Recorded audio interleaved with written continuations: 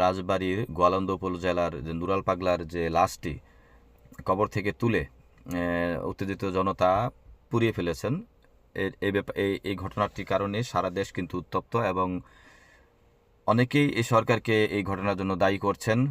অনেকেই বলছেন যে লাশটি হয়তো পোড়ানো ঠিক হয়নি, কিন্তু তিনি যে কাজগুলো করেছেন সেগুলো অনেক ইসলামিক কাজ, এবং তিনি মরার সময়ও উচিত করে গিয়েছিলেন যে তার লাশ যেন 12 ফিট উপরে কবর দেওয়া হয়, এবং তিনি নিজেই নির্মাণ করে গিয়েছিলেন কবরের পরীক্ষা, সেখানে যেন কাবার আদলে তার কবরটি নির্মাণ করা হয়েছিল। তার অনুসারীরা সেটাকে খুব মূল্যায়ন করত এবং সেটাকে কেন্দ্র করে বিভিন্ন কাজকর্ম করত যেগুলোর সাথে ইসলামের সম্পর্ক নেই।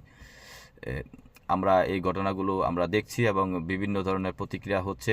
সরকার নিজেও বিবৃতি দিয়ে নিন্দা জানিয়েছেন, তদন্ত করে ব্যবস্থা নেওয়ার দাবি করেছেন। অলরেডি রাষ্ট্রপক্ষ থেকে অর্থাৎ গোয়ালন্দ উপজেলার এক পুলিশ বাদী হয়ে প্রায় 3300 জনের বিরুদ্ধে মামলা দায়ের করেছেন।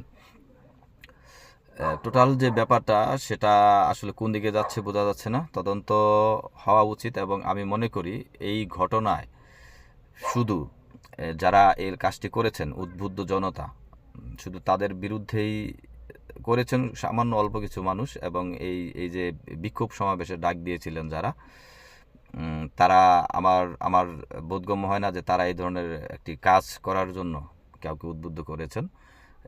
কিন্তু সবার বিরুদ্ধে সম্ভবত মামলাটি হয়েছে। আমার দাবি থাকবে একজন বাংলাদেশের নাগরিক হিসাবে যে এটার একটি সুষ্ঠু তদন্ত করে ব্যবস্থা নেওয়া হয়, এবং নুরাল পাগলার যে কবর 23 আগস্ট তিনি মারা গেলেন, এবং 5 আগস্ট শুক্রবারে এ ধরনের ঘটনা ঘটলো। এই যে 23 আগস্ট থেকে তাকে সমাহিত করার পরে মুসলিম জনতার যে দাবি ছিল, স্মারকলিপি দিয়েছেন, বিভিন্ন কর্মসূচি করেছেন, সেগুলো আমরা পত্রিকার মাধ্যমে জানতে পেরেছি যখন লাশটি পুড়িয়ে ফেলা হয়েছে। কেন সরকার বা প্রশাসন তৎক্ষণাৎ কোনো ব্যবস্থা নেয়নি, দ্রুত জোরালো কোনো পদক্ষেপ সাথে সাথে কেন নেয়নি, এই ব্যাপারগুলো আসলে আমাদের পরিষ্কার হওয়া উচিত। আসলে কি তারা এই এই সরকারকে দায়ী করার জন্য বা সরকারের কাঁধে কোনো আরও বড় ধরনের কোনো মবের কোনো ঘটনা তাদের সরকারের থলিতে তুলে দেওয়ার জন্য কি এই পুলিশ প্রশাসন কি নিশ্চুপ বা ভিন্ন কোনো পদক্ষেপ নিয়েছিলেন কিনা, বা নিষ্ক্রিয়তার মধ্য দিয়ে যেন এই ধরনের ঘটনা ঘটে যায় এরকম কোনো পদক্ষেপ নিতে চেয়েছিলেন কিনা। শুধু আমি মনে করি যে এই যে 3300 মানুষের বিরুদ্ধে যে হয়রানি হবে এখন, এর মধ্য দিয়ে যেন